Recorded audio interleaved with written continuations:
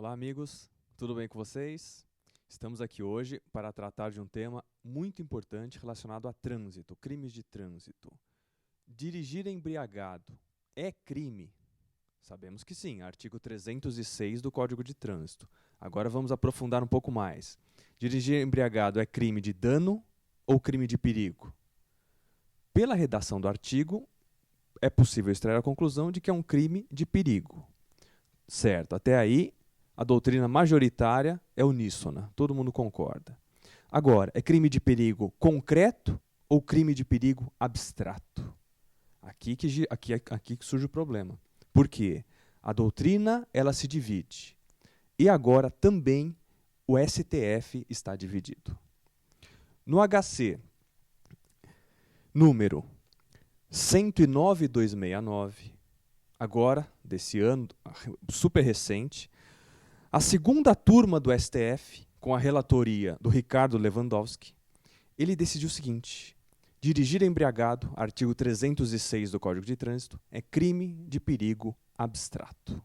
O que significa isso? Significa que basta a pessoa dirigir embriagada e o crime já está consumado. Ele não precisa machucar ninguém, ele não precisa criar uma situação de perigo, basta dirigir embriagado e já é crime por ser crime de perigo abstrato. Vamos agora ouvir a opinião do professor Luiz Flávio Gomes a respeito desse tema e, em seguida, retornaremos.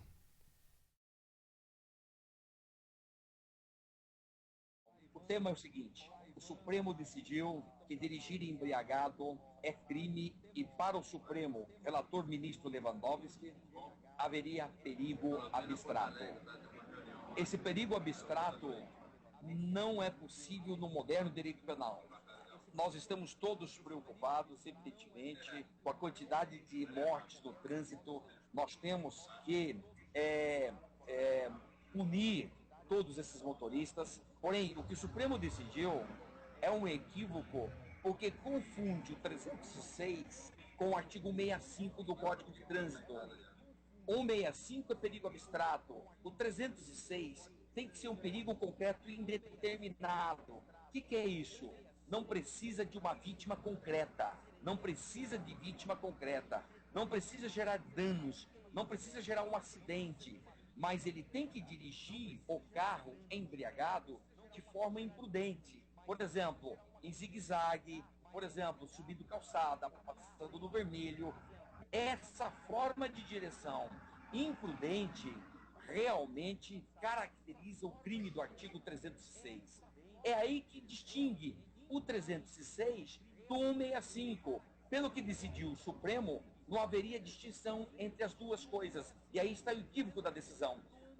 É preciso punir os motoristas, punir gravemente, estamos de acordo, não é um absurdo dirigir embriagado, estou de acordo, porém, tecnicamente, a decisão do Supremo tem todos esses problemas que eu estou mencionando. Então, em síntese, só distinguir o 65 do 306. É isso daí, gente. Essa é a nossa opinião.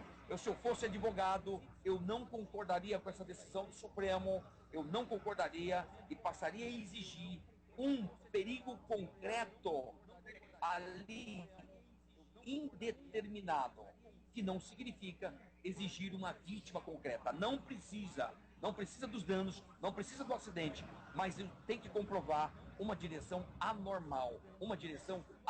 É isso daí, gente. Avante, avante. Um forte abraço a todos. Ok. Ok, obrigado, professor Luiz Flávio Gomes. Vocês ouviram a opinião do professor Luiz Flávio. Ele é contra os crimes de perigo abstrato. Ele entende que esses crimes de perigo abstrato são inconstitucionais. No mínimo, eu preciso de um crime de perigo concreto. Aceito o crime de perigo, mas o perigo concreto, como o professor falou, subir na calçada, passar no semáforo vermelho, dirigir em zigue-zague, além de estar embriagado. Essas circunstâncias permitiriam a responsabilização criminal desse motorista, que é o entendimento da primeira turma do STF.